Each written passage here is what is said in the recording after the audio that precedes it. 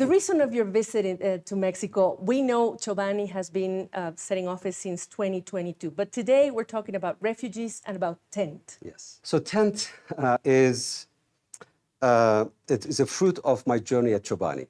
And when I started Chobani in upstate New York in 2007, from an old, closed factory, I started with four people. And then people loved our yogurt. It became successful. 4 became 100 became 200. I hired back everybody who used to work in this company before a large company closed it. And I hit a town called Utica and heard that there are people who are refugees settled in this town. They're having a hard time finding jobs. Now, we are hiring. I went to refugee center and asked, what is the problem? And basically she said, well, we have people legally settled. They have right to work. They can't because they don't have driver license or cars, or they don't have training of the jobs, or they don't speak English, or unfamiliarity. So basically I said, I'm hiring everybody. It wasn't until 2016 I went to UNHCR offices in Geneva to help Syrian refugees, some of them are Kurdish girls who were captured by some terrorist organizations, to help them, send them some help, and realized that millions of people are displaced all around the world. And they live in towns and villages, often in refugee camps, that they just stuck. They get food, maybe tent, maybe some medical aids, but they are stuck. They are not part of life. And I make the connection when I came back and I said, maybe if I can organize businesses to hire and train refugees wherever they are, that might be the solution to this global problem. And it was a long shot, but today we have 350 companies globally. We are active in 12 countries. The last one was Peru. The 10th model is encourage companies, hire and train or advocate for refugees, especially to provide them jobs. Because the minute refugee has a job, that's the minute they stop being a refugee.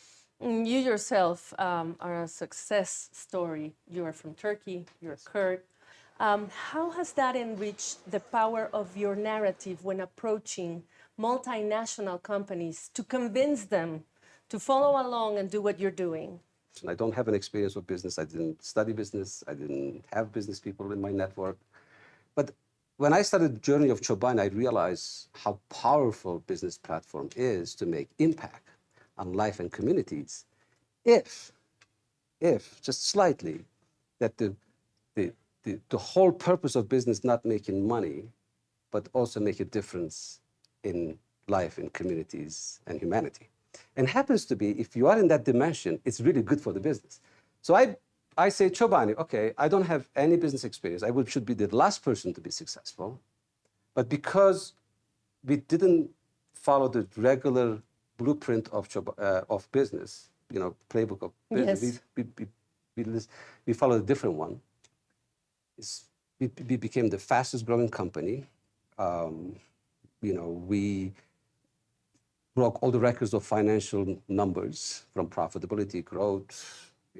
We built this company to billions of sales, independency, and I brought back all of it to having this diversity and people-centered culture, which is migrants and refugees being part of it.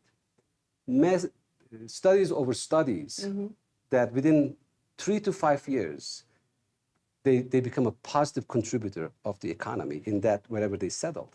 And what happens to global country? I mean, I go to Mexican businesses here and I talk to them, their backgrounds. I was in Monterrey and Mexico City.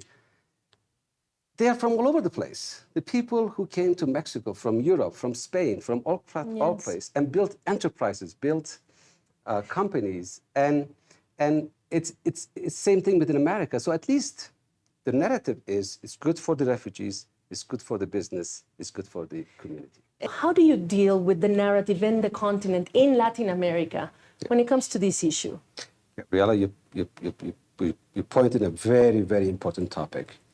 The dynamics here in Mexico, and especially the movement, people movement from Mexico into the United States, is a completely different situation than what we see in Europe between Ukraine and Europe, Ukrainian people moving from Ukraine to Europe or other parts of the world. This is a whole different dynamics. Suffering is the same. You know, when you look at Mexico, for example, you look at layers under that and you say, okay, there is 1.5 million, according to the official data, there's 1.5 million job opening that has not been filled in Mexico. The company is looking for hire people, but there's not enough people to hire. Okay. 75% of Mexicans, young, old, which is one of the highest favorability, rewards companies hires refugees and migrants in Mexico. I mean, people of Mexico should be proud of this record. We have not seen numbers this high. 75%? 75%. 70% of refugees who are crossing Mexico, if they had an opportunity here to live or work peacefully. Companies cannot do it by themselves. No. It requires laws. It requires changes, regulations. Let me tell you something. Mexico has given refugee status to quite in thousands, hundreds of thousands, to people the right to work. I think as expected, the bureaucracy is a little slow, but the businesses now asking policymakers to make the policy changes because we advocate fair, legal employment. Absolutely. Right? That's what we are asking for. That's what we are definitely, nothing less, nothing more.